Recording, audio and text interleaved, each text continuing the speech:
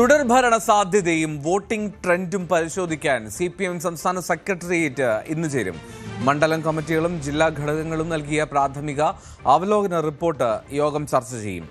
ഇത് വിശദമായി പരിശോധിച്ചാകും തുടർഭരണ സാധ്യത CPM വിലയിരുത്തുക. നേരിയ മാർജിനിലാണെങ്കിലും ഭരണ തുടർച്ച ഉണ്ടാകും എന്നായിരുന്നു ഇന്നലെ ചേർന്ന CPI സംസ്ഥാന എക്സിക്യൂട്ടീവിന്റെ വിലയിരുത്തൽ. സാരംഗ് സുധാകരൻ ചേരുന്നു. സാരംഗ്, ഈ കൂട്ടിക്കിഴക്കലിൻ്റെ സമയമാണ് മുന്നണികൾക്കിടയിൽ. ഇന്ന് CPMന്റെ സെക്രട്ടറി ചേരുമ്പോൾ എന്താണ് വിലയിരുത്തലെന്ന് നമുക്ക് നോക്കാം. ഒപ്പം തന്നെ എങ്ങനെയാണ് ഇതിൽ കൂടുതൽ മറ്റ് വിവരങ്ങൾ എന്തെങ്കിലും പുറത്തേക്ക് വരുന്നുണ്ട്?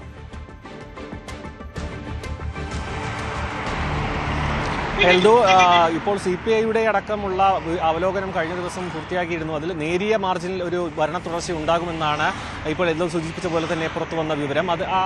അതിൻ്റെ അടിസ്ഥാനത്തിൽ തന്നെയാണ് ഇപ്പോൾ അതിൻ്റെ ഒരു തുടർച്ചയായിട്ടാണ് ഇപ്പോൾ CPMന്റെ ഭാഗത്തു നിന്നും ബൂത്ത് ലെവലിൽ നിന്നുമുള്ള വിവരങ്ങൾ, അതായത് ഏറ്റവും താഴെത്തട്ടിൽ നിന്നുള്ള ഒരു വോട്ടിംഗ് ട്രെൻഡും അടക്കം പരിശോധിച്ചതിന് ശേഷം അതിൻ്റെ വിവരങ്ങളാണ് ഇപ്പോൾ സംസ്ഥാന സെക്രട്ടേറിയറ്റിൻ്റെ കയ്യിലേക്ക് എത്തിയിരിക്കുന്നത്.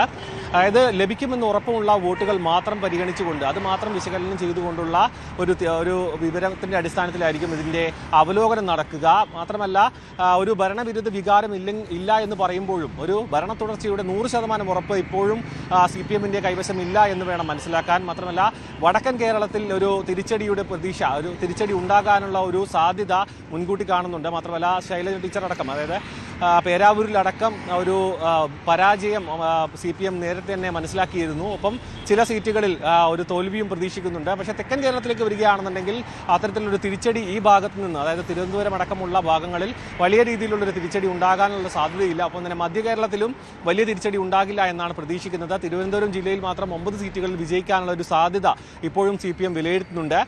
എന്ത് തന്നെയായാലും ഇന്നത്തെ ഒരു അവലോകനം, അതായത് വരും ദിവസങ്ങളിലടക്കം ഒരു ഇലക്ഷനും വോട്ടെടുപ്പ് കഴിഞ്ഞതോടുകൂടി ഇനി ആ വോട്ടെടുപ്പിൻ്റെ ട്രെൻഡും അടിത്തട്ടിൽ നിന്നുള്ള വിവരങ്ങളും എത്ര ശതമാനം, കാരണം നമുക്കറിയാം വലിയ രീതിയിലുള്ള വോട്ടിംഗ് ശതമാനം ഉയർന്ന ഒരു വോട്ടെടുപ്പായിരുന്നു ഇത്തവണയുള്ളത്. SIRന് ശേഷമുള്ള ആദ്യ തെരഞ്ഞെടുപ്പാണ്, നിയമസഭാ തെരഞ്ഞെടുപ്പാണ്. അതുകൊണ്ട് തന്നെ ഈ സമയത്ത് വരുന്ന വിവരങ്ങളുടെ അടിസ്ഥാനത്തിൽ എത്രത്തോളം വിജയ സാധ്യതയുണ്ട്, ഭരണ തുടർച്ചയും മാത്രമല്ല ഭരണവിരുദ്ധ വികാരവും എത്രത്തോളം ജനങ്ങളിലേക്ക് എത്തിയിട്ടുണ്ട്, അതിൻ്റെ അടിസ്ഥാനത്തിൽ എന്തൊക്കെ മാറ്റങ്ങൾ, അതായത് എന്തൊക്കെ രീതിയിലുള്ള പ്രതിഫലനങ്ങൾ അത് തെരഞ്ഞെടുപ്പിലും അതിൻ്റെ ഫലത്തിലും ഉണ്ടാകുമെന്നൊരു അവലോകനമാണ് ഇന്ന് നടക്കാൻ പോകുന്നത്. അത് മറ്റെല്ലാ മുന്നണികളും നടത്തുന്നുണ്ട്. എല്ലാവരും വലിയ രീതിയിലുള്ള വിജയപ്രതീക്ഷ പുലർത്തുന്നുണ്ട്. കാരണം ഈ ഒരു ട്രെൻഡ്, അതായത് വോട്ടിംഗ് ശതമാനം ഉയർന്നതും ജനങ്ങളുടെ വലിയ പങ്കാളിത്തവും അടക്കം വലിയ രീതിയിൽ ചർച്ചയായിട്ടുണ്ട്. എന്തുതന്നെയായാലും ഇന്ന് നടക്കുന്ന സംസ്ഥാന സെക്രട്ടേറിയറ്റിൽ CPIന് അനുസരിച്ച്, അതായത് അതുമായി ഒത്തുപോകുന്ന ഒരു അവലോകനമായിരിക്കുമോ എന്നടക്കമുള്ള വിവരങ്ങൾ പുറത്തു വരേണ്ടതുണ്ട്. റൈറ്റ്. എന്നാണെങ്കിലും CPM സെക്രട്ടറി ചേരുകയാണ്.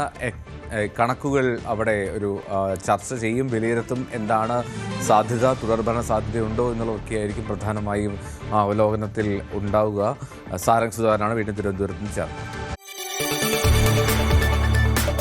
കൂടുതൽ വാർത്തകൾക്ക് News 18 Keralam YouTube channel subscribe ചെയ്യുക.